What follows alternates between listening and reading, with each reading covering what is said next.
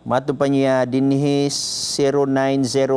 0905-7430481 sayop nga pagpanudlo sa mga Sabadista bahin sa adlong igpapahulay mausab kuno ang adlong ipagpahulay sa mga Kristohanon. Katinawan atong hinumduman ang Biblia dunay duha ka kasabutan, daang tugon ug bag-ong tugon. Ang daang tugon gihimo alang sa mga Hudiyo, walay labot ang dili Hudiyo.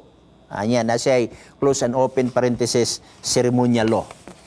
Diha sa Salmo 147 bersikulo 19 ngadto 20 gihatag niya ang iyang mensahe ngadto sa iyang katawhan, iyang mga balaod ug ang iyang pahimatngon ngadto sa Israel, wala kini niya buhatag ngadto sa ubang mga nasod. Sa Colosas 2:13 si Pablo miingon, og kay dili man kamo mga Hudiyo busa wala masakop sa balaod ang bag-ong tugon alang sa tanan tao sa tibuok nga kalibutan. Please explain from the Bible, Pastor. So nangita siya from the Bible. Okay man na, ma-explain man ta from the Bible, pero ang problema kung ang pangutana wala sa Bible. Ni Aigson, kini mong gingon dinhi nga ang Biblia dunay duha ka kasabutan, daang tugon ug bag-ong tugon. Kung ang imong pagsabot sa daang tugon igsuon kining Henesis ngadto sa Malakay ug ang bag-ong tugon morning Mateo ngadto sa Revelation, sorry kay nganuman wala gyud tay mabasa sa Biblia nga ang daang tugon nag-refer sa Henesis ngadto sa Malakay. Wa tay mabasa sa bersikulo sa Biblia nga nag-ingon ang Mateo ngadto sa pinadayag nag-refer sa gitawag na bag-ong tugon. Balo kay igsuon kanang word nga daan tugon nga nag-refer sa Henesis ngadto sa Malakay, wala tay mabasa tawo niya nagdugang ana. Ang Mateo ngadto sa pinadayag, tawo na nagdugang nga niyo nga mao ni ang bag-ong tugon. Kabalo ka kinsay unang tawo nga nag-announce ana igsuon kaniadto, way back 200 AD by Tertullian. Pero before Tertullian igsuon, wala pay kapitulo, wala pay bersikulo ang kasulatan sa Biblia. Kay walay kapitulo ug way bersikulo, meaning to si gitawag siya og scriptures. Ato kung tan-awon, kung ang pag-refer sa Old Testament nga atong gisabot karon, maubay pagtawag ni Jesus Christ. Dili ta una kang Jesus Christ igsuon, okay? Lucas 24 atong tan-awon dinhi. Okay? Bersikulo 27 nangyon. Og sugod kang Moses og sa tanang mga propeta, iyang gisaysay kanila ang butang sa tibuok nga kasulatan. Uy, wala mag-ingon si Jesus Christ kay si Jesus Christ ang naglitok ani igsoon. Wala mag-ingon si Jesus Christ ni og sugod kang Moses og tanang propeta nga naa sa daang tugon, iyang gisaysay kanila ang mga butang sa tibuok nga daan tugon. Wala mangana si Kristo. Tanawa, og sugod kang Moses, meaning ang Torah, ang Genesis, Exodus, Leviticus, Number, Deuteronomy, Torah, mo nagisulat ni Moses.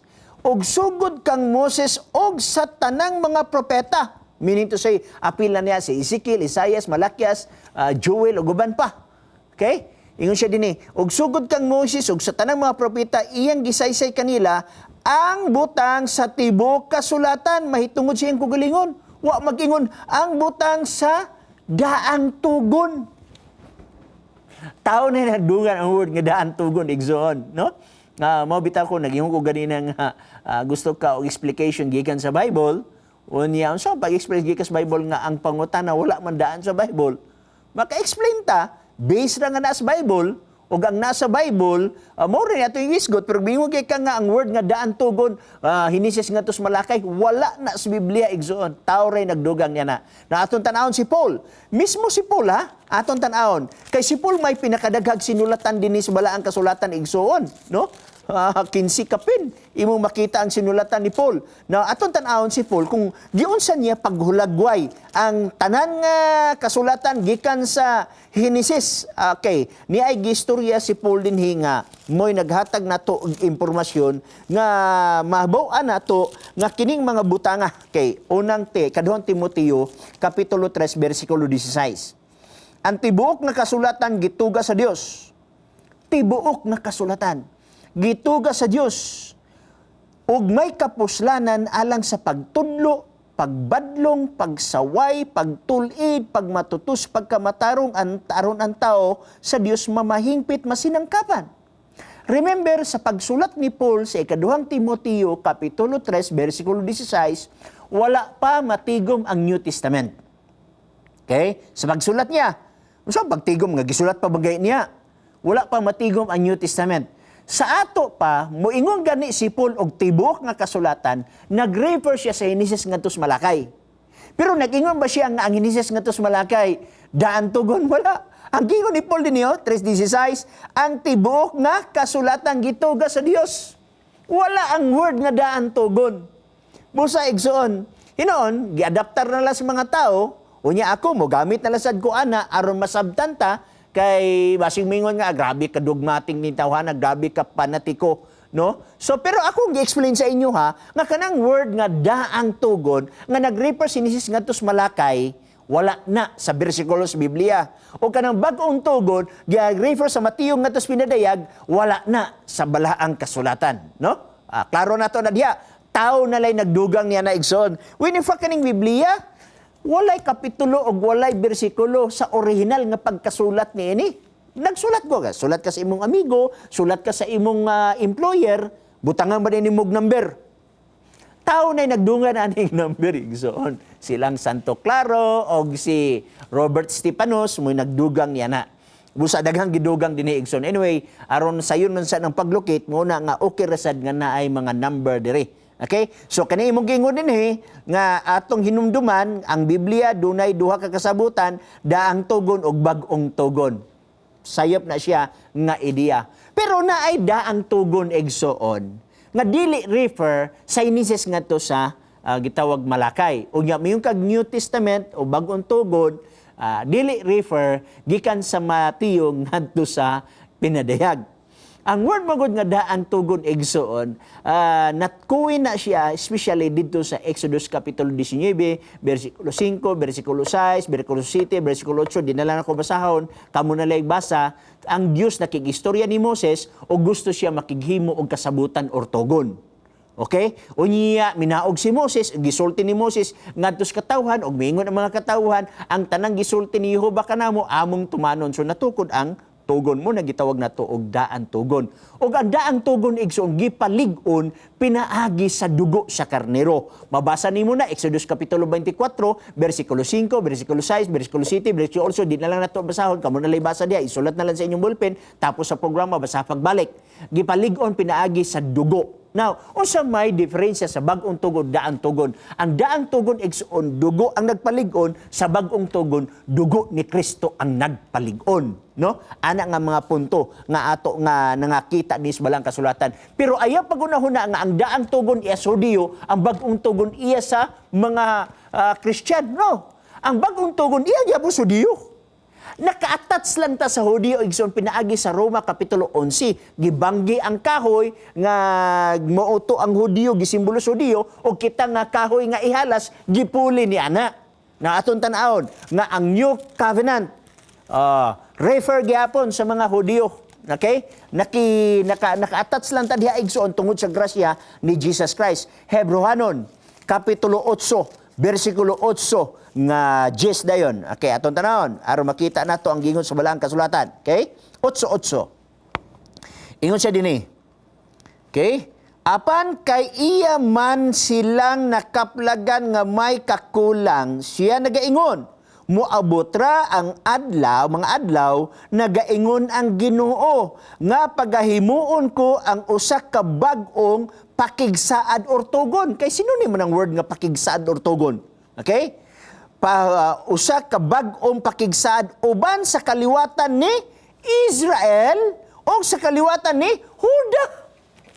Ayo, usa na gitawag na misleading igsoon nga Old Testament is Hudiyo, New Testament is sa mga Christian or Hintel. No. Old o New, gihatag na siya sa Israel. Oh, klaro, og tin-aw, nagaingon, moabutra ang adlaw, nagaingon ng Ginoo, nga pagahimuon ko ang usa ka bag-ong pakigsaad uban sa kaliwatan sa Israel o kaliwatan ni Huda. Okay? Versikulo 10. Kay mao kini ang pakigsaad nga akong pagahimuon uban sa kaliwatan ni Israel. Tapos niya itong mga adlaw, nagaingon ang Ginoo, ibutang ko ang akong sugo sulod sa ilang salabutan o isulat ko kini diha sa ilang kasing-kasing. Wa mag-ingon ang bersikulo, ibutang ko ang akong bag-ong sugo sa ilang salabutan o isulat ko ang bag-ong sugo sa ilang kasing-kasing. Wala ang word nga bag-o nini. Maura gihapon nga sugo sa daan tugon, ang napulo ka sugo gisulat sa bato. Exodus 31:18. Pero sa bag-ong tugon, ang sugo wala na sa bato, gibutang na sa kasing-kasing o gibutang sa salabutan didto gihapon gihatag sa Israel. So ginlan ko kabo mga pinangga nga naminaw karon, walay ato nini ba? Hinesis ngadtos pinadayag, tanan author nini mga Hudiyo except Luke. Naay mga ubang theologian mingon nga si Luke dili kuno na siya Hudiyo. Okay, granted mo na yung pero imagine nimo, ha? Tanang utor sa balaang kasulatan mga Hudiyo. Nga mingon ta lugar nga wala na ng Hudiyo. Atong tanaw nang gingon sa balaang kasulatan. Roma kapitulo 3 bersikulo 1, no? Mo na nga kita mo bantay tagsugo gikan na sa Hudiyo. Ayaw pagunahuna nga dili na sa Hudiyo, no? Hinon gikan na sa Ginoo unya ang Hudiyo mo'y nahimong pinayalan. 3:1 og 2. Nanon sa may di ay bintaha sa pagkahudiyo, unsa may kapuslanan sa sirkunsisyon. 2. Daghan bisan asa ipaagi. Una sa tanan, ngadtos mga Hudiyo, gipiyal ang pulong sa Dios. Asa gipiyal? Sa Hudiyo. Kisa nagpiyal ang Dios. Asa gipiyal ngadtos mga Hudiyo. Sa dihang wala dawata sa Hudiyo, ang mga apostoles na ngadto sa hintel mo na nakatagamtamta sa kaluwasan nini. Buhat 13, versikulo 46. Og si Pablo og si Bernabe, sa walay ko kahadlok miingon, kinahanglan gayud ang pulong sa Dios, anha igauna pagmantala kaninyo. Ang pulong sa Dios una igamantala sa mga Hudiyo. Meaning, Word of God, meaning ang Biblia. Apan kay inyo man kining gisalikway og inyong gihukman ang inyong kogalingon nga dili takos sa kinabuhing dayon tan-awa kami nangadto sa hintel. Mo na nga nakatagamtamta. Unya sa pag-adto sa hintel egsoon, kita gipuli sa gibanggi, no? Gibanggi kisam nang gibanggi ang mga Hudiyo. Atong tanawon, Roma kapitulo 3, okay? Versikulo 17. Apan kung ang pipila ka mga sanga gipamutol og ikaw nga salingsing sa ulibo nga ihalas, gisumpay lamang diha sa ilang dapit aron makaambit sa kabandahianon sa kahoyng olibo. Nan ayaw pagpasigarbo ang mga sanga kung magpasigarbo man gayud ikaw, hinumdumi nga dili baya ikaw mao ang nagsapnay sa puluan, hinunua ang punuan mao ang nagsapnay kanimo. Graph na tayo igsoon. Unya ato na pang-awayo nato na ang mga Hudiyo. Ang 12 apostoles, mga Hudiyo na. Si Kristo, mga Hudiyo na. Naalay mga Hudiyo nga wala mo dawat kang Kristo, ingon nga Dios. Okay? Naasay mga Hudiyo nga nagdawat kang Kristo nga Dios. Romanyo 5, ingon si Pablo, Diyos si Kristo. Si Juan usab, unang Juan 5:20, Diyos si Kristo. Juan 1:1 ngadto sa 3, laktod sa 14, si Kristo usab Diyos. Imo makita nga daghantang mga bersikulo mabasa dinhi nga si Kristo Dios. So ang apostoles nagtuo nga din si Kristo Dios. Mao man gani nga pag-abot ni Jesus Christ, namatay si Christ, wala na ng Hudiyo, wala na ng Grisyanon, wala na ng ulipon, wala na ng lalaki, wala ng babae. Galacia kapitulo 3 bersikulo 28-29 nagingon. Okay? Walay Hudiyo ni Grisyanon, walay ulipon ni gawas, walay lalaki ni babae, kay kamong tanan usa diha kang Kristo. Mao na akong ignombitan ni Igsoon, usahay ang atong interpretasyon sa balaang kasulatan, dili mo haomba. Nahuna ta nga ang Old Testament, Hudiyo, New Testament, mga Hintil. Hudiyo gyapon na Igsoon, pero naapil na taniya na kay gisumpay man kita. Roma Kapitulo 11. So kan imong giingon dinhi no? Sunod imong gikutlo ang Salmo 147 bersikulo 19 ngadto sa 20. Mato pa nimo diha sa Salmo 147 19 ngadto sa 20 gihatag niya ang iyang mensahe ngadto sa iyang katawhan, iyang mga balaod, ang iyang pahimatngon ngadto sa Israel, wala kini niya buhata ngadto sa ubang nasod. Atong basahon igsuon. Tinuod man ni, mabitaw nga diha sa Hudyo gitugyan ang pulong kay wala buhatan ngadto sa mga nasod, pero natay eksplikasyon niya na. Mao ni ang giigno nimo sa Salmo 147 bersikulo 19. Gipakita niya ang iyang pulong kang Jacob, correct. Ang iyang kabalaoran ug ang iyang tulumanon kang Israel, correct. Wala niya buhata ang ingon ni ini sa bisan unsa nga nasod, correct gihapon. Wala man tay sugo. Wala tay mabasa dinhi nga ang Kristiyan gitagaag sugo. Ang naas bala ang kasulatan igsoon nga nadawat sa apostoles, mauna ang atong gisunod. Unya ang apostoles mga Hudiyo. Nakaron, tinuod ni siya nga gihatag sa Hudiyo, pero buot masabton kay naa sa Hudiyo, di na ta mo bantay tanan nga mga strangers, tanan nga mga gitawag na ulipon kanhi igsoon mo bantay sa mao nga sugo. Atong basahon, Números Kapitulo 15 15 nga 16, bisan man tuod ang mga Israelhanon kaniadto mo'y gitagaag sugo, pero kung naay dili Israelhanon nga maapil didto sa grupo sa mga Israel, kinahanglan siya mobantay. Tanaw na to, Números 15, 15 o 16. Alang sa katilingban adunay usa lamang kabalaod, alang kaninyo og alang sa dumuloong. Kanang word nga dumuloong, morning mga tao nga dili mga Hudiyo nga nagapuyo uban kaninyo, usa ka balaod nga walay katapusan ngadto sa inyong kaliwatan, ingon kaninyo mauman usab ang usa ka lumalangyaw sa atubangan ni Jehova. Lumalangyaw gikan sa Hebrew word nga gerger, no? Meaning to say foreigner. Okay, usa ka kasuguan og usa ka tulumanon alang kaninyo og alang sa dumuloong nga nagpuyo ninyo. Muna nga, ayaw pagunahuna. Yes, tinod. Gihatag ang pulong. Gihatag ang sugo sa mga Hudiyo. Pero kita nga musulod niya na nga kaluwasan. Pinaagi niya ng mga butang nga mubantay ta. No? Mabitaw nga giingon sa balang kasulatan nga unsa may bintaha sa pagka-Hudiyo. Una sa tanan, ang pulong gihatag ngadto kanila.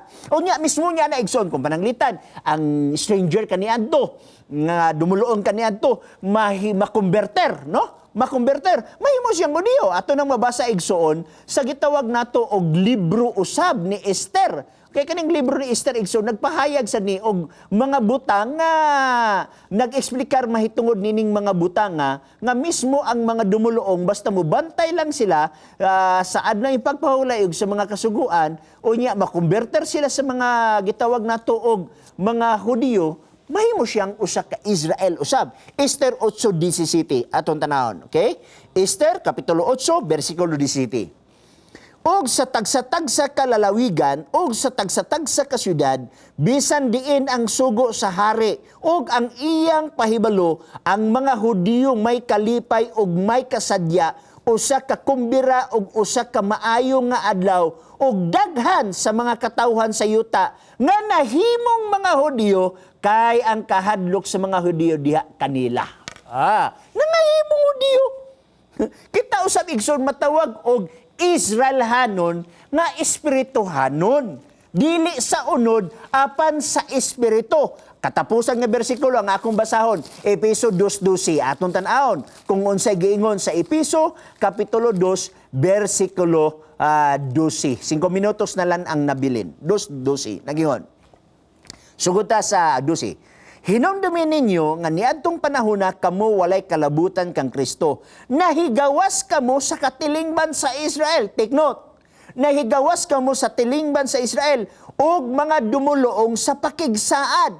Mahitungod sa saad sa Dios og dinhi sa kalibutan kamo mga walay kalauman og walay mga Dios. Apan karon pinaagi kang Kristo Hesus, kamo nga kaniadto nahilayo, gikan nahilayo karon gipakaduol na pinaagi sa dugo ni Kristo. Layo biatas katilingban sa Israel kaniadto. Karon na duol kita pinaagi sa dugo ni Kristo. So gitawag kita og spiritual na Israel. Mao magani igsoon kung may lugar ta nga sa balaang kasulatan, mga Hudiyo biya nagsulat ani tanan. No walay usang nga dili Hudiyo gawas anang giingon sa ubang theologian nga gawas kang Lucas, no? So tanawa mo bitaw nga wala tay mabasa nga nag-ingon diha nga ang Christian Domingo o niya ang yes Hudiyo nga mga Sabado. So salamat nga na igsoon niya kani imong gipakapin dinhi niya sa Colosas 2:13 si Pablo miingon og kay dili man kamo mga Hudiyo busa wala masakop sa balaod. Atong basahon na igsoon